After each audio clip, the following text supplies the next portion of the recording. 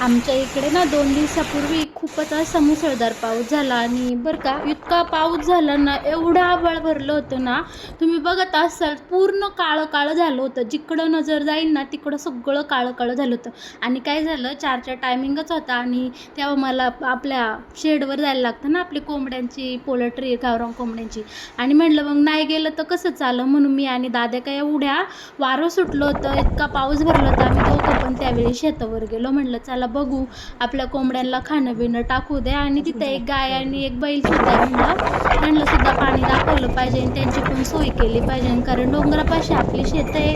त्यामुळं एवढ्यावरती कुणाचं लक्ष नसतं आणि आपली जनावर आहे म्हणलं आपणच त्यांची काळजी घेतली पाहिजे, बरोबर ना. मुका जीव आहे. आम्ही गेलो आणि तिथलं आवरस्तवर इतका पाऊस सुरू झाला ना, मुसळधार धो धो पाऊस सुरू झाला. जिकडं बघाल तिकडं इतका सोसाट्याचा वारा आणि फक्त पाऊसच पाऊस होता बरं का त्या दिवशी.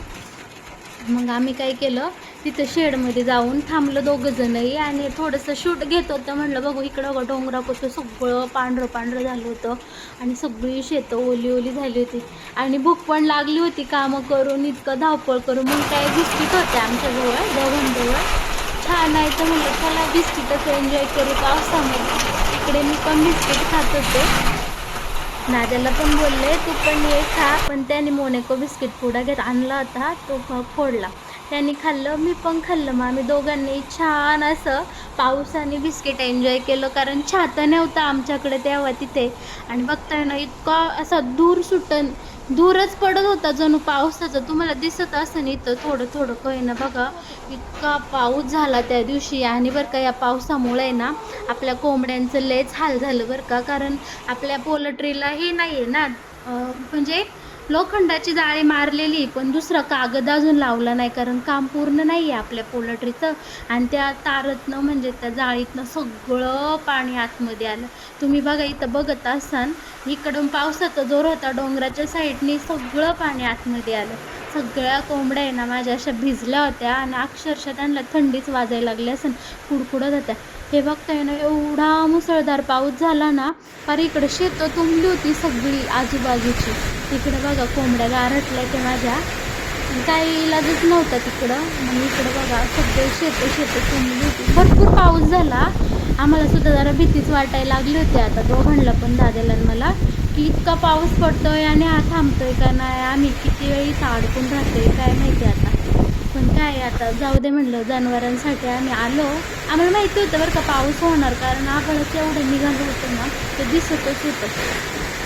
कसं दिसतंय मग, कसं झालंय पाऊस, जोरात पाऊस झालेला आहे. आता काय कोंबड्यांचं वाईट वाटत होतं, पण त्याला काय आपला इलाजच नव्हता. सगळा सुद्धा भिजून गेला होता. आणि हा पाऊस पडायच्या आधी शेडमध्ये इतकं वारं घुसलं होतं ना सगळ्या बाजूनी, इकडनं खालनं वरनं पूर्वेकडनं पश्चिमेकडनं, सगळा तो तूस आहे ना खालचा असा वर वर उडून गेला होता. एवढं वारं सुटलं होतं. पाणी पाणी सगळा तूस भिजून गेलाय. पुढच्या साईडला जाऊन किती पाऊस झालाय काय, म्हणून दारापाशी गेले तर पण माझंच पाय पूर्ण भिजून गेले. आणि हे बघा पुढं आपल्या शेडच्या पुढची जागा आहे, इतका सारा पाऊस झालाय. आणि आपल्या शेवग्याच्या झाडांना मात्र लय पाणी भेटलं बरं का. पावसाने नुकसान झालं, पण फायदा असं झालं की आपला सगळा डोंगरच हसू लागलाय. डोंगराला एक वेगळं सौंदर्य येतं पाऊस पडून गेल्यावर, खरं आहे की नाही, तुम्हाला पण वाटतं ना असं. आणि सगळ्या झाडांची भरपूर दिवसानंतर अशी मनसोक्त ताण भागली असं आज, कारण सगळीकडं पाणीच पाणी झालंय. अगं इथं सगळी आपली शेवग्याची झाडं लावलेली आहे उन्हाळ्यात कोंबड्यांना आपली सावली व्हावी म्हणून. पण काय आता सध्या उन्हाळ्यात पाऊस आल्यामुळं झाडांची तर काय मज्जाच झालेली. आपट्याच्या झाडाखाली पण भरपूर पाऊस झालेला आहे, एकच नंबर वाटतंय. वातावरण बाकी इतकं छान झालं होतं ना पाऊस पडून गेल्यावर, लयच भारी वाटत होतं. छान झालंय. काय होतं माहिती का, सगळीकडं पाणीच पाणी झालं होतं आणि चिखल पण झाला होता. हे बघा माझ्या चपलाला सगळा चिखल लागला. आणि पाऊस पडून गेला, शांत वातावरण झालं. आता एक एक करून सगळीच बाहेर यायला लागली. मी दादा आम्ही दोघं तर आलोच, इकडं तिकडं आमचं चाललं होतं बघ ना किती पाऊस झालाय काय झालं. हा आमचे हा कुत्रा आहे एक, काळू बगिरा तिकडं गोठ्यामध्ये जाऊन दादा बघत होता की किती पाणी आले, गाय कशी भरली. आमच्या गाईचं नाव लक्ष्मी बरं का. लक्ष्मी किती भिजली ते. आणि इकडं ढग अजूनसुद्धा चांगलंच निघालेलं होतं, म्हणजे असं वाटत होतं परत एकदा पाऊस पडतोय का काय. आणि आभाळामध्ये ना ढगांचं कडकडाट पण होत होता आणि विजा पण लकलकत होत्या. पण आता आहे ना आम्हाला घरी जायचं होतं, 6 वाजले असतील तेव्हा, 6चा टायमिंग झाला होता. पण झालं काय, आता गाडी जाणं तर काही शक्य नव्हतं. मग आम्ही काय, दाद्यांनी काय ठरवलं, आपण काय करू, गाडी इथंच लावू आणि आपण दोघं पण आता घरी चालत जाऊ. आता चालत जाताना आमचे पाय तर भरणारच होते, पण आमच्या शेडपासनं आमचं घर जवळजवळ आहे ना अर्धा 1 किलोमीटर लांब असं इतकं आम्हाला आता चालत घरी जायचं होतं. इकडं ना माझ्या डोक्यामध्ये सगळा तूज गेला. म्हणजे पाऊस पडायच्या आधी इतका मोठा जोराने सोसाट्याचा वारा सुटला होता ना, तेव्हा मी शेडमध्ये गेले होते. आणि आपलं शेड पूर्ण उघडं असल्यामुळे इकडच्या साईडनी म्हणजे पूर्व पश्चिम उत्तर दक्षिण सगळ्या साईडनी शेडमध्ये एवढं वारं घुसलं होतं ना, माझ्या डोळ्यात पण बरीच घाण गेली. मग अशी मला लय झोंबले होते डोळे. पण मला जेवढा त्रास झाला ना त्याचे कितीतरी पटीने त्रास आहे ना माझ्या कोंबड्यांना तिथं झाला बरं का मग अशी.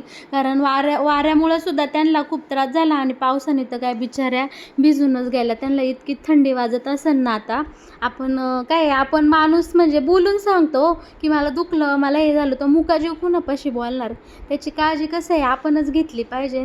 बघू आता आपण आहे ना लवकरच आहे ना शेडला आहे ना जाळी मारून घेऊ, किंवा हिरवी नेट असते ना ती मारू, किंवा बघू आपलं जसं नियोजन होईल त्याच्यावर. नाही तर आपण तिथं सगळ्या शेडला हे करून घेऊ, कागद लावून घेऊया. बघू आता आपलं जसं नियोजन होईल ते तुम्हाला सांगणच मी, जसं पुढं काय काय घडतंय काय काय नाही ते बघतच राहा तुम्ही सुद्धा.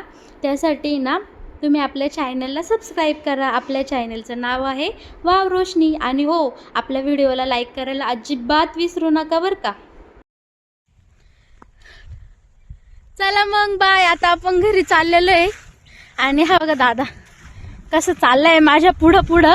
पावसाळ्यात सगळ्यात मोठा वडा असतो, सगळ्यात मोठा वडा असतो.